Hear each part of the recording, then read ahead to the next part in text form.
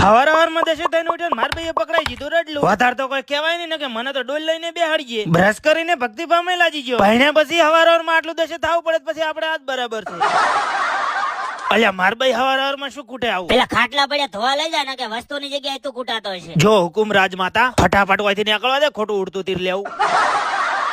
ઢોરો બીજો પાઈ દીધો ને સકડો લઈને હું નીકળી જતો વર્તી કરવા ફોલોવર બધે સકડા પાછળ લબડી ગયો ને આયરો મારો નિહાળ્યો ભાઈ બંધ સેલી બેટરી બની જતો લુગડે ફાટેલા પહેરો છો. હા તે સેલી બેટરી બન્યો છો કોઈ કરોડપતિ નહીં સકડામ રેત ભરાય એટલે કડા હું આવી ગયો તો દિનેશભાઈ ના ઘરે તમારે ઘેર આયા છે કોઈ પંખો બંખો કરો ચાલો